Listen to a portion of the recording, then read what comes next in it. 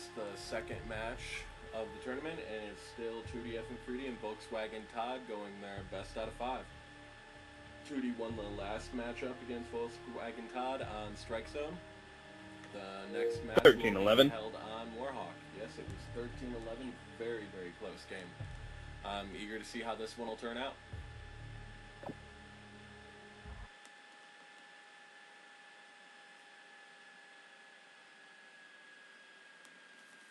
Now, we covered something in the last match here that, honestly, I've got to say is going to be playing in more and more as the match continues, and that's the nerves these competitors are going to be facing. I mean, on one hand, you have Tootie, who has the lead, and just the nerves of having that lead and being able to lose it so easily and quickly. It can really play into a matchup. Yeah, you got to stay calm and composed the whole game. You really do, you really do. And then you've got Todd, on the other hand, who just lost his first matchup of the tournament, and we've got so many people here spectating and watching that are actually part of the tournament. So just knowing so many people are going to be watching and not knowing what's going to be happening and what could happen, it's got to add to the nerves here. Yeah, absolutely. Even though you got a lead in this, you got to just stay composed and not overconfident. You don't want to expose yourself or make any decisions that you're going to regret later as your opponent starts making a comeback on you. You want to play smart at all times. Oh yeah, definitely, most definitely.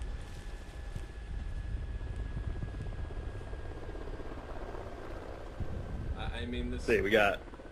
this Go ahead. matchup is going to be beautiful. I see Todd's made a weapon switch. It seems he's pulled out the M27 IAR. I think that weapon is a bit more better fit for this map, in my opinion. It's got a lot of long range and straight alleys that he can just devastate Tootie on if he gets the opportunity. Got to make sure to stay out of range of that MTAR because he's going to be bringing the heat. Here we go.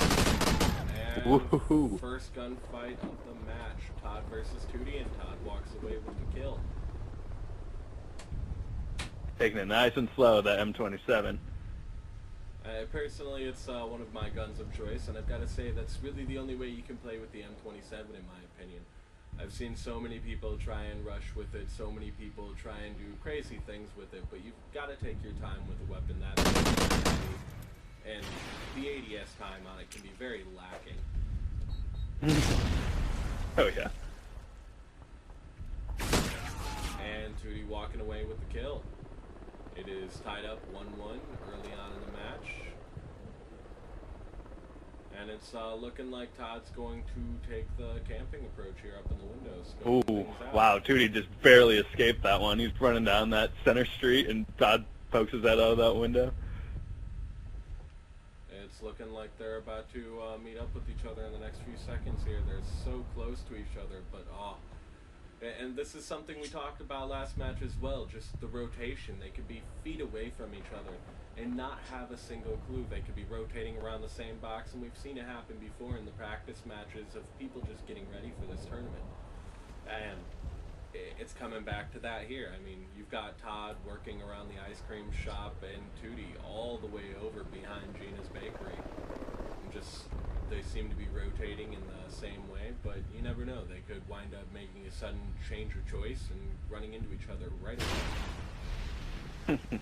I know during one of my practice matches, I had initially been following somebody, but then I lost him, and they're like 30 feet ahead of me running the same route, and we just followed each other around the map for several minutes. It was just ridiculous. And there we go. There you go, Here's Tootie. Another kill. Tootie seems to not have a clue, but Todd saw him and is currently chasing him down. Todd seems to have made another weapon switch. Got that flash suppressor on the Vector. That's an interesting choice. Not just an accuracy boost. No damage over range like that muzzle brake Tootie's got. Indeed, indeed.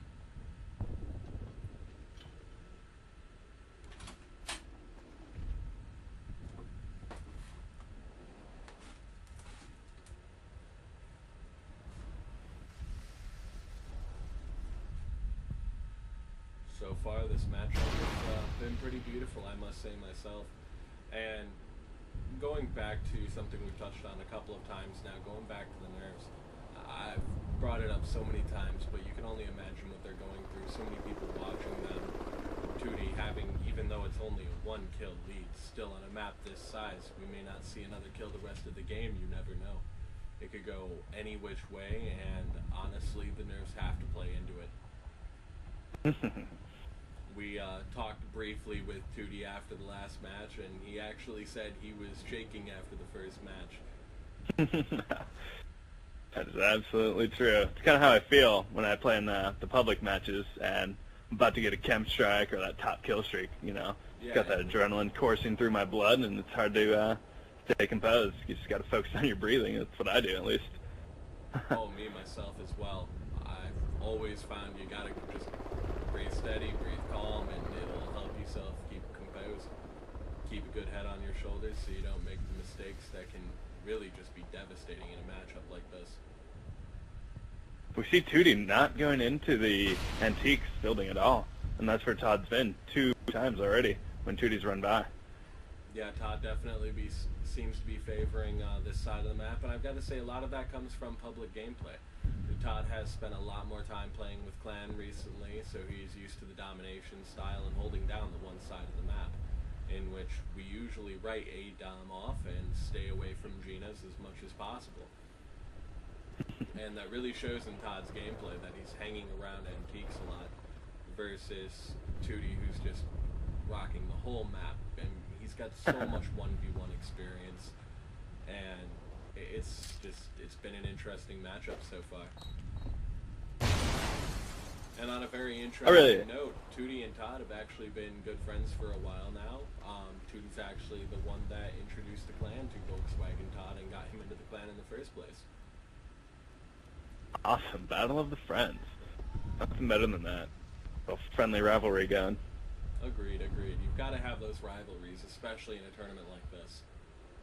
I mean, it adds competitiveness to the clan, to the tournament itself. Tootie with a risky move there. Seems like he's going for a distraction effort here. It actually didn't even get the explosion off, so Todd has no idea all of a sudden.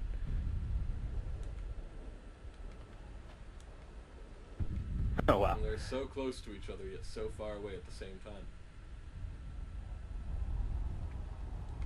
I really like the idea of securing one area of the map. I think that's a valuable strategy that I might implement when it comes my turn. Definitely, definitely a good strategy, and it's one of the moves I would make myself.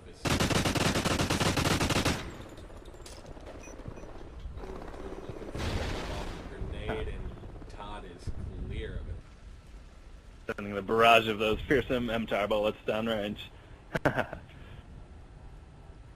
Todd's looking for him, has no clue. Tootie is cleared out of that area and is trying to look for a little bit of a rematch here. Looks like he's running up the flank. Actually, yeah. I've got to say that's exactly what I would do myself. It's, you know, you get into a gunfight like that, you know, you've revealed your location, they know where you are, and this is... Oh, they're just right above each other. Look at this. Oh, and a knife. Got him with the knife. That was beautiful. 3-1 on Tootie's behalf. Looking good for him so far. He won the first matchup, and it's starting to look like he'll walk away with the win here too. Yeah, especially on these larger maps. 2-kill lead can be everything in these. Oh yeah, most definitely. Here we go again. Wow. I mean, we've seen upsets in the practice rounds already where we had some of the older players of the clan, and you know, it's important to note that this is a clan that doesn't recruit based on skill in the first place. We recruit solely based on attitude, because you can take a bad gamer and teach them everything and turn them into one of the best you've ever seen.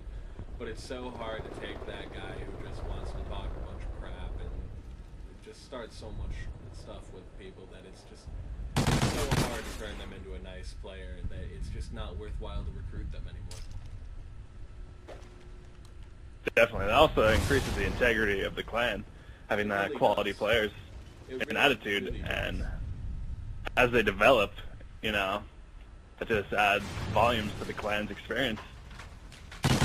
But as in, with any clan, you've got to keep in mind you're going to have the players that don't have much skill but are great people. And we've actually got a player that's pretty new to live in general. That being Trickster. His matchup will be happening hopefully here after this matchup. He will be facing, let's see, who was Trickster facing again? And that would be WP Ghost Wolf. So that's going to be a good matchup there as well.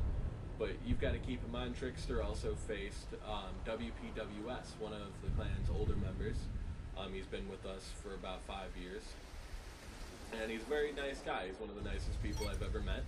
But his skill is last that he beat Trickster. It was a huge upset.